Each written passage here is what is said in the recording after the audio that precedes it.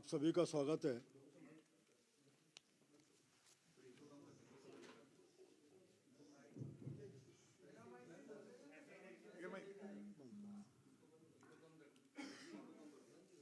हटाइए दोस्त, आवाज ठीक है ना? आप सभी का स्वागत है।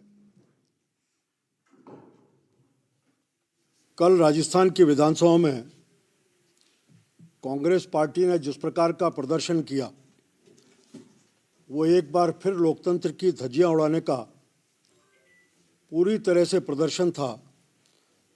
हम लोकतंत्र को मानते हैं। लोकतंत्र में सरकार जनता की, जनता के लिए, जनता के द्वारा, इस सिद्धांत के आधार पर भारतीय जनता पार्टी ने अपने संकल्प पत्र में कहा, पिछली सरकारों में भी और इस सरकार में भी,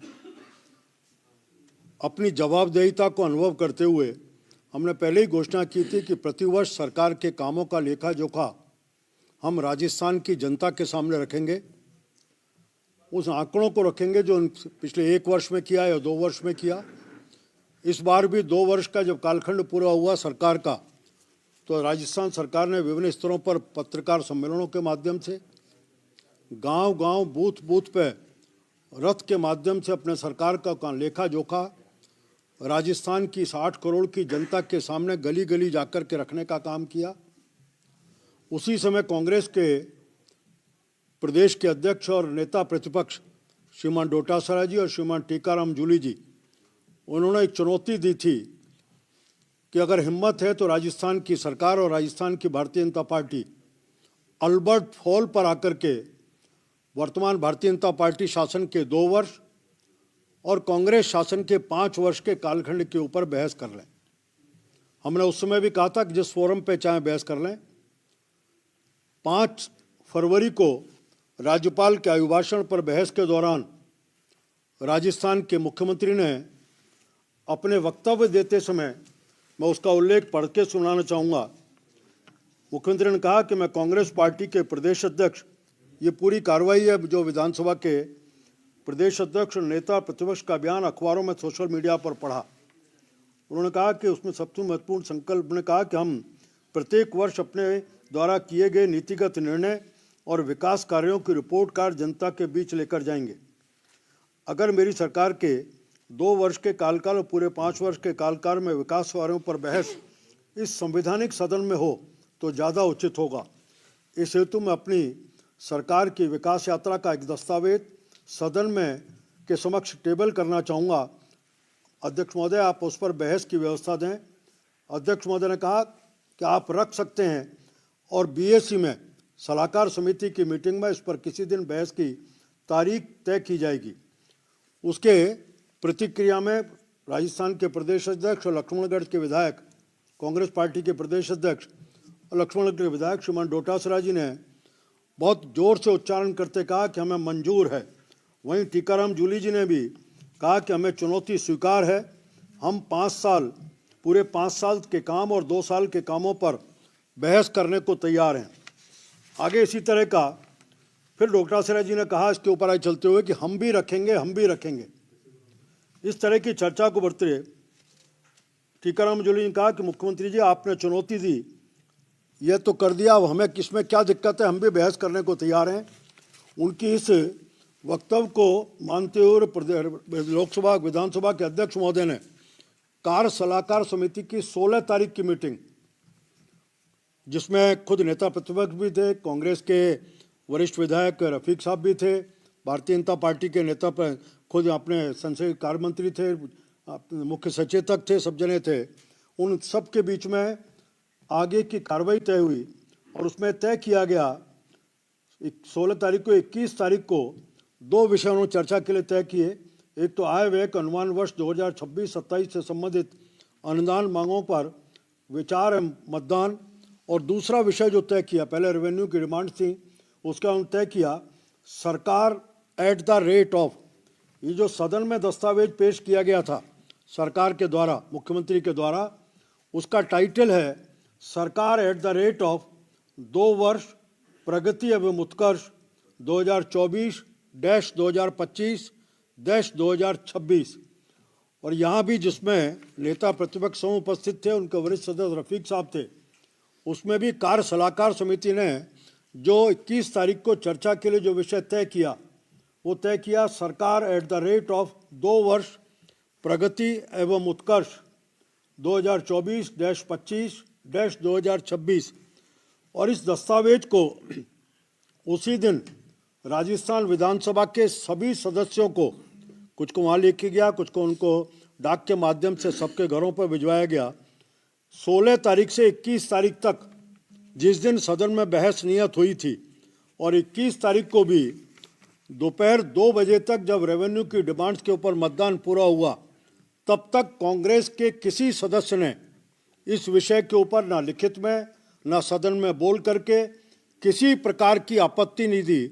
जो उनका संवैधानिक अधिकार था, वो चाहते तो जिस समय विधानसभा के अध्यक्ष ने व्यवस्था दी तब आपत्ति दे सकते थे, वो चाहते तो कार्य सलाहकार समिति की बैठक में आपत्ति दर्ज करके उसके ऊपर अपनी सहमति व्यक्त नहीं करते, वो चाहते तो सदन जब चालू हुआ 21 तारीख को, उस दिन सदन चालू होते समय भी विधानसभा अध्यक्ष के सामने आपत्ति व्यक्त कर सकते थे। किसी भी तरह से आपत्ति नहीं दी।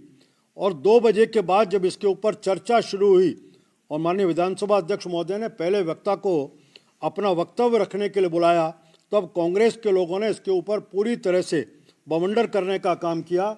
मेरा स्पष्ट आरोप है कि कांग्रेस, उनका एक चरित्र है, झूठ बोलो और भाग जाओ। ये एक बार नहीं, कांग्रेस के इतिहास में इस चरित्र का बार बार उन्होंने उच्चारण किया है, प्रकट किया है। और इस बार भी राजस्थान के सबसे बड़े सदन में मुख्यमंत्री ने अपना बड़प्पन दिखाया था और उन्होंने कहा कि हम सड़क के ऊपर चौराहे पर बहस करने के स्थान पर इस राजस्थान की सबसे बड़ी पंचायत में, जो 8 करोड़ लोगों का प्रतिनिधित्व करती है और यहाँ सभी दलों के लोग बैठे हैं, यहाँ सबसे अपेक्षा की जाती है कि वो सत्य बोलेंगे, सत्य के अलावा कुछ नहीं बोलेंगे। इस सदन में बहस करने के अरुणकार जिसको कांग्रेस के लोगों ने स्वीकार किया था। मुझे लगता है कि कांग्रेस को इस बात का अंदेशा था कि अगर बहस होगी तो एक एक करके कांग्रेस के चिथड़े उड़ेंगे। कांग्रेस पार्टी ने 5 सालों में जिस प्रकार के काम का उनका बात की गई, उसका अलग अलग समय पर आंकड़े देखे जाएं तो ध्यान में आता है कांग्रेस ने जो बजट पेश किए, उन बजटों की स्थिति 2018-19-20 में पहला बजट पेश किया जिसमें घोषणाएं 379 की, 308 पूर्ण की, काम पूरे नहीं हुए वो 70% थे, 70 है 19%। 20-21 में 364, 261 पूर्ण हुए, 101 काम पूरे नहीं हुए। 221-20 में ये लगातार पहले साल में 379 घोषणाएं होती हैं, दूसरे साल में 364 होती हैं, तीसरे साल में अचानक ट्रिपल हो जाती है 951, 951। चौथे साल में 1028, वो 4 गुना बढ़ती हैं।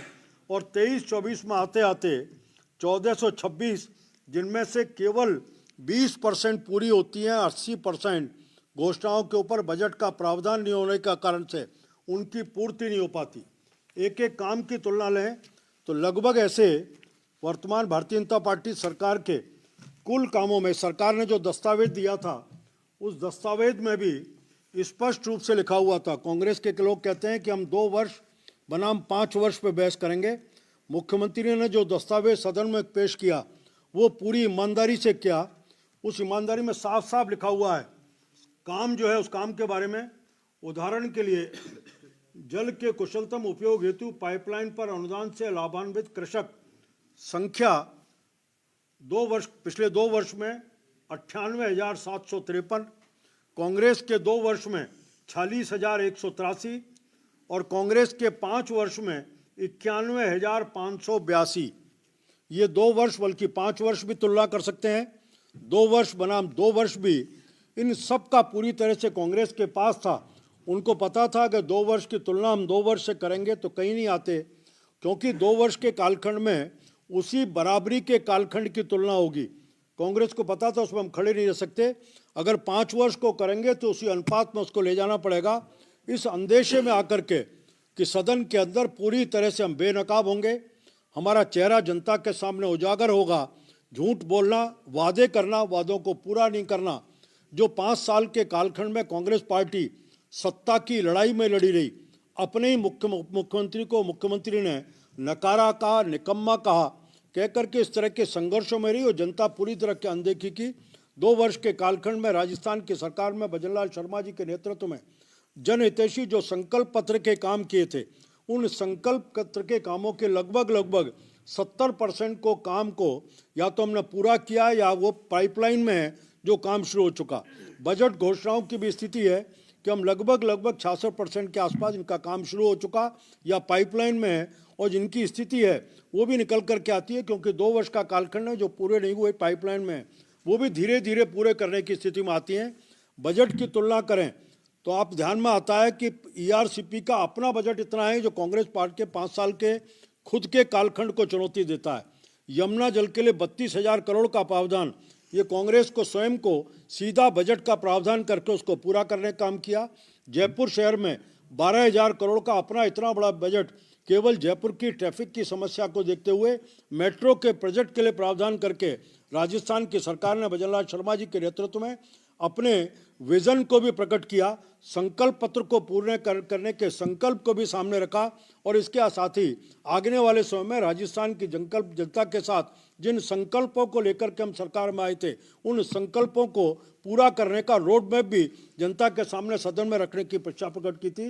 लेकिन दुर्भाग्य से कांग्रेस पार्टी अपने आचरण और चरित्र के कारण से राजस्थान की 8 करोड़ की जनता को फिर एक बार धोखा देकर के सदन के महत्वपूर्ण अंश को बहस करने के स्थान पर फिर राजनीति का अखाड़ा बना के चल गई। हम इसका पूरे शब्दों में निंदा करते हैं। मुझे कहना था कुछ।